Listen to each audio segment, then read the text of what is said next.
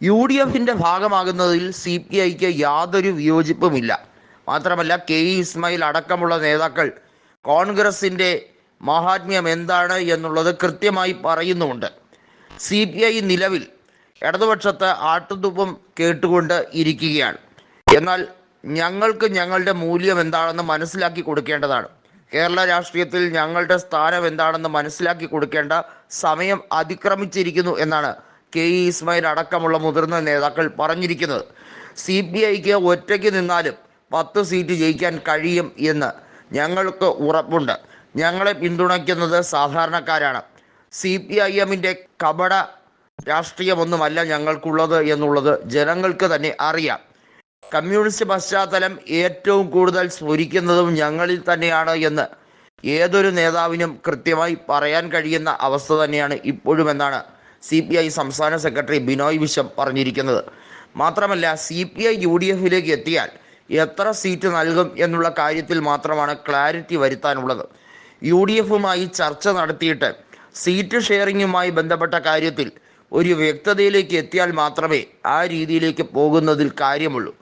നിലവിൽ ഇടതുപക്ഷവുമായി സഹകരിക്കുന്നതിൻ്റെ പേരിൽ ഞങ്ങൾക്കുണ്ടായ നഷ്ടം കനത്തതാണ്. ജോസ് കെ മാണിയെ ഇടതുപക്ഷത്തിൻ്റെ കൂടെ ചേർത്തത് കാരണം ഞങ്ങൾക്കാണ് വലിയ രീതിയിൽ സ്ഥാനങ്ങൾ നഷ്ടമായത്.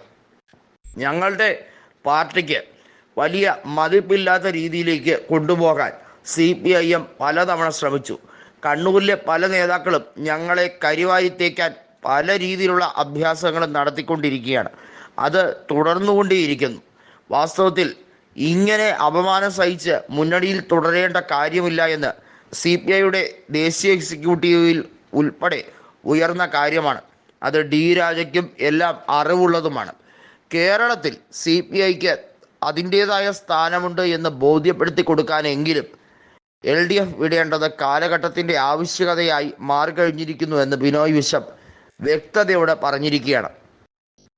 സി പി ഐ സംസ്ഥാന സെക്രട്ടറിയായ ബിനോയ് വിശ്വം നേരത്തെ കെ സുധാകരനെ കൃത്യമായി പ്രകീർത്തിച്ചുകൊണ്ട് രംഗത്ത് വന്നിരുന്നു. അതുമാത്രമല്ല സുധാകരൻ കൃത്യമായി പറയുന്നത് സി പി ഐ അവരുടെ ശക്തി മനസ്സിലാക്കി അവർ കോൺഗ്രസുമായി സഹകരിച്ച് മുന്നോട്ട് പോകേണ്ടത് കാലഘട്ടത്തിൻ്റെ അനിവാര്യതയായി കഴിഞ്ഞിരിക്കുന്നു. ദേശീയ തലത്തിൽ നമ്മൾ ഒറ്റക്കെട്ടാണ്, പിന്നെ എന്തുകൊണ്ട് സംസ്ഥാന തലത്തിൽ ആയിക്കൂടാ?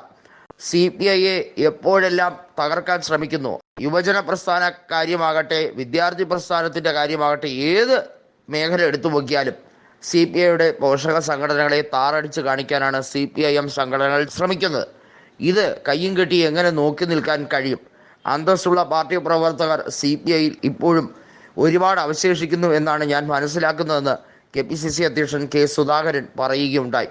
സി പി ഐക്ക് അർഹമായ സ്ഥാനം കൊടുക്കും. അവരുടെ സിറ്റിംഗ് സീറ്റുകൾ എന്തായാലും അവർക്ക് വിട്ടുകൊടുത്തേ മതിയാവുകയുള്ളൂ. ഒപ്പം അവർക്ക് വിജയസാധ്യതയുള്ള സീറ്റുകളെ പറ്റി ചർച്ച നടത്തും. എല്ലാത്തിനും പരിഹാരമുണ്ട്. ഏതായാലും സി പി എമ്മിൽ നിന്ന് നാണം കെടേണ്ട അവസ്ഥ സി പി ഐക്ക് ഇനിയില്ല. എൽ ഡി എഫ് എന്നാൽ പിണറായി വിജയനും മരുമകനും മകളും തന്നെയാണ്. അവരാണ് എൽ ഡി എഫിനെ എങ്ങോട്ട് പോകണമെന്ന് തീരുമാനിക്കുന്നത്. എൽ ഡി എഫിന് ഇനി ഒരിക്കലും അധികാരം കിട്ടില്ല എന്ന് മാത്രമല്ല അത് അപ്രപാളികളിലേക്ക് പോകുമെന്നും കെ സുധാകരൻ പറഞ്ഞു കഴിഞ്ഞിരിക്കുന്നു.